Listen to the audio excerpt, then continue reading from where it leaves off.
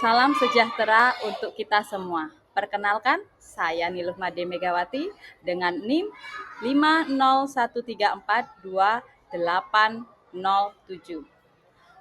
Pada kesempatan hari ini, saya akan membahas diskusi ke-6, yaitu tentang gender dalam pendidikan dasar dalam mata kuliah studi komparatif pendidikan di berbagai negara.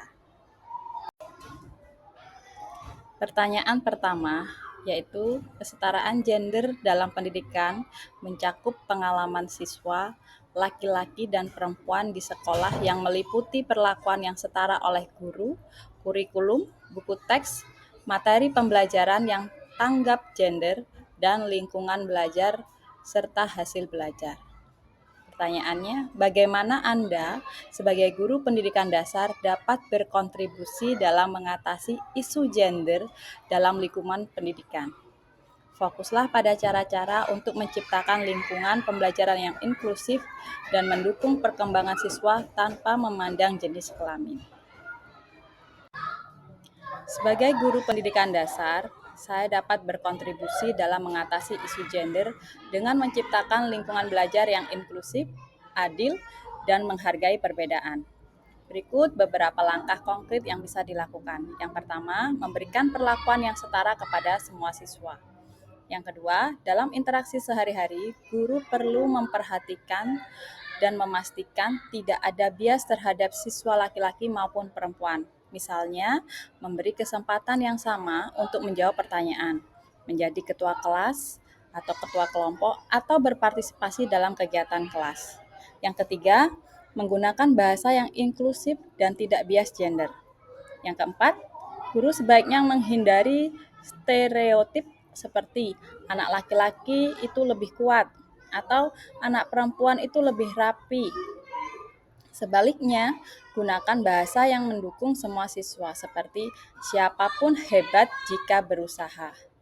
Yang kelima, menghadirkan contoh dan materi pembelajaran yang sensitif gender.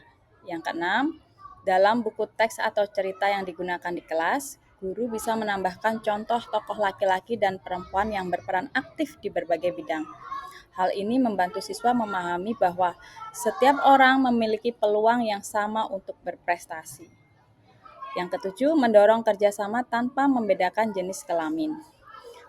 Yang kedelapan, saat membentuk kelompok belajar, campurkan siswa laki-laki dan perempuan agar mereka belajar saling menghargai, bekerja sama, dan memahami perspektif satu sama lain. Yang kesembilan, menjadi teladan dalam menghargai kesetaraan. Yang kesepuluh, guru harus menunjukkan sikap terbuka, adil, dan menghormati semua siswa.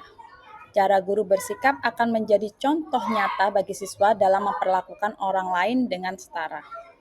11. Membangun kesadaran sejak dini tentang kesetaraan.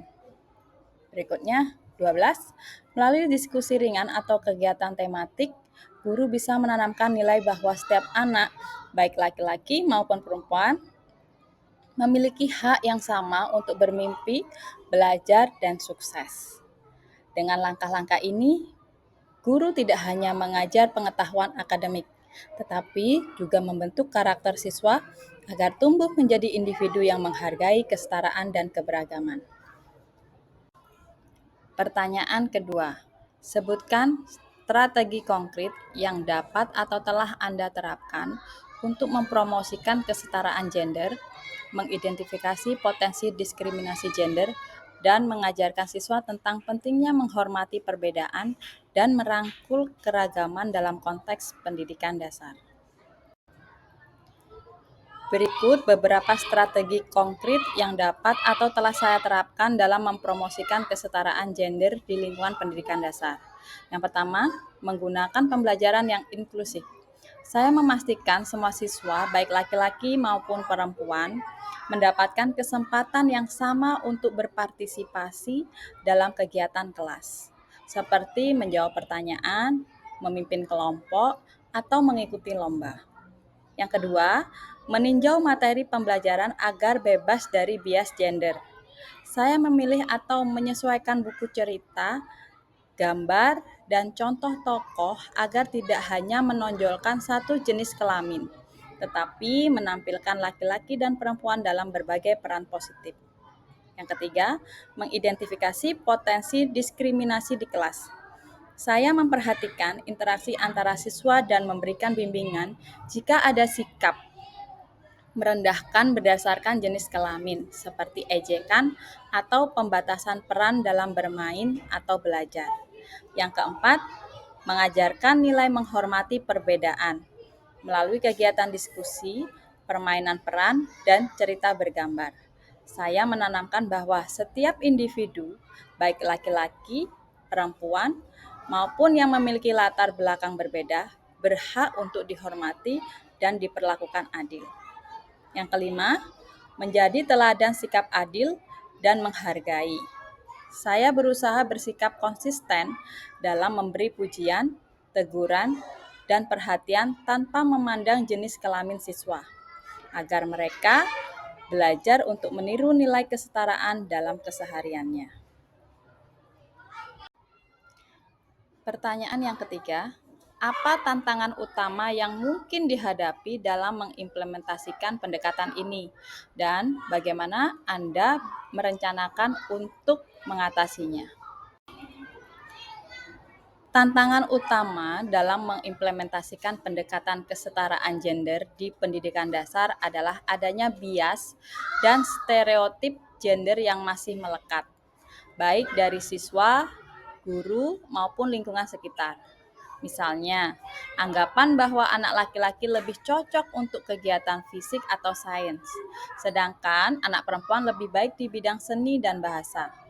Selain itu, kurangnya pemahaman dan pelatihan guru tentang pendidikan yang tanggap gender juga bisa menjadi hambatan.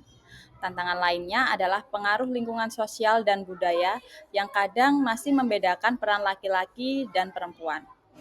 Untuk mengatasinya, saya berencana meningkatkan kesadaran dan pengetahuan tentang kesetaraan gender melalui pelatihan, membaca referensi, dan berdiskusi dengan rekan sejawat.